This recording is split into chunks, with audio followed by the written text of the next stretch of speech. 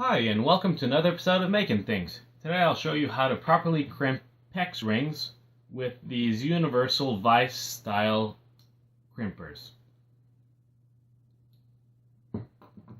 So what you're going to need today is obviously your crimper, your PEX, your rings, and a go no go gauge. I actually lost mine, so I found the specs and I 3D printed one.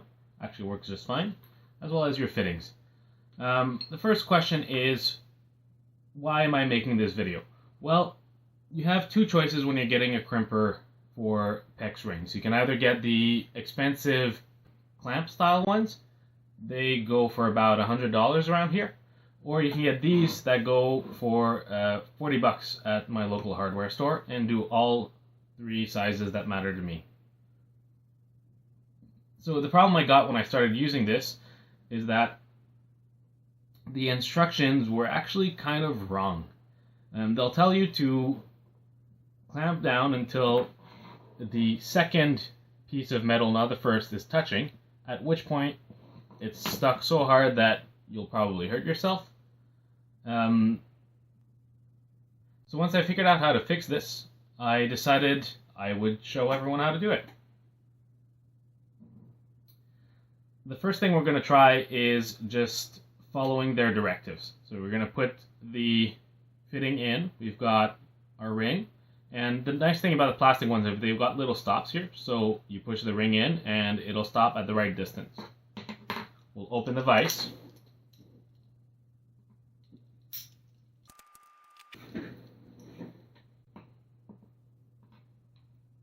Put it in.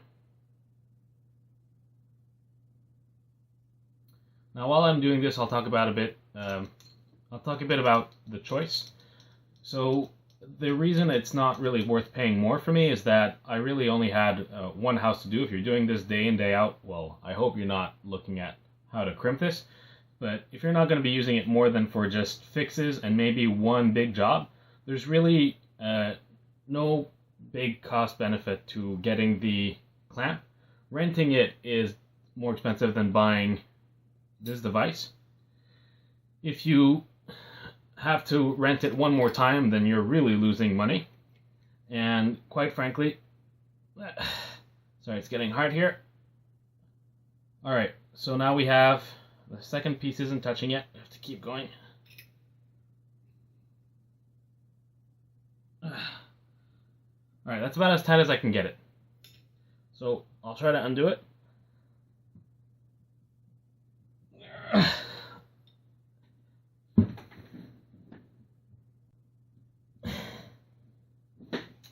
And this is what happened to me the first time I crimped one of these. Alright, I got myself a tool to get a bit more leverage, and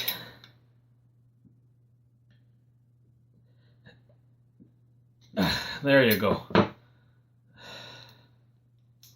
So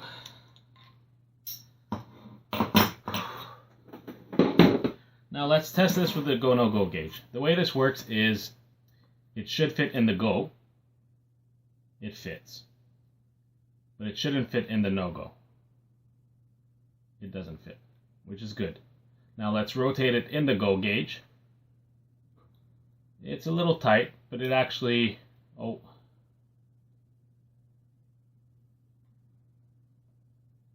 Yeah, so it's a little snug. Now, why is it important to rotate it? Well, that's the issue I'm actually going to kind of point out with this, is that the next step was for me to try, well, what if I tightened it a little less? I mean, it might be enough to get it to work, but, you know.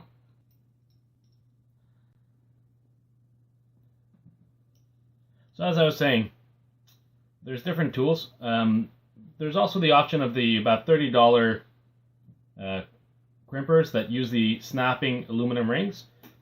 The problem with those is that the rings cost you more than the expensive tool for these copper rings, so they're really not necessarily a good monetary choice.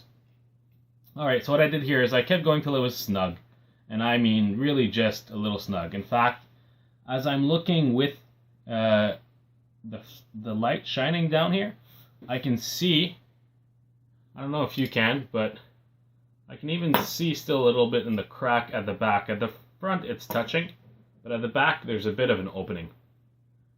So opening it after that is no harder than opening a jar of preserves or something. And what you're going to want to do is test it. So what's happened now? How does that fit in the go, no go? Alright, so it doesn't fit on one side. Let's turn it around, and it fits on the other side. Why does this matter? Well, if you turn it and it fits on one side but not the other, what that means is that you're actually off circle. And when you look at the technical requirements for PEX to be considered properly secured so that it won't leak or bust, they say it can't be off by more than 6,000th of an inch off round. So that means that it can't be oval by more than a deviance of 6,000th of an inch. So that's not a good sign. So what can we do about this? Well, that's where the next method comes in. Actually, we're just going to use this one. And I like these little stops. They're really fun. They make your life a lot easier because you can just let gravity hold it in place and, you know, not worry about being at the wrong spot. Or if you shift it like this, you just push it back pretty easily, even when it's still in the tool. Alright, so we're going to open it, bring it down. We're going to do the same thing as the second time. We're going to turn it until it is snug, but not forcing it like we did last time. Alright, I felt it kind of snug up. I'm going to stop. Again, I can see it opening in the back, but it is touching at the front. There you go. Now what I'm going to do is open it. You don't actually need to fully open it, but I'm just going to show you what I'm doing. You're going to rotate it 90 degrees, so a quarter turn.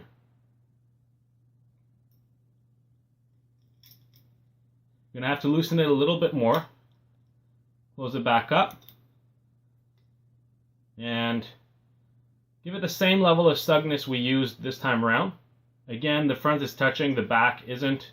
I didn't put too much effort into this. It didn't require a large amount of strength. I'm doing this at an awkward angle, but let's open it and let's see what happens now. Got the go. I'm going to try it from the back. It fits. And let's see what happens when we rotate it. And it fits. There you go. You don't need to break your wrist, and you don't need to break the bank. You can use one of these if you just don't follow their instructions, but mine. To recap, you're going to put it in. You're going to get it to the point where it is snug when you're turning it, but no more. You're going to stop, give it a bit of slack, rotate it 90 degrees. Finish it up, and that's it. Not only that, but when you do it this way, it actually takes less time, I find, than trying to tighten it properly in a single shot rather than two. Well, I hope this was helpful to you. If you liked this video, if it helped you in any way, please like, subscribe, leave comments. Have a good day.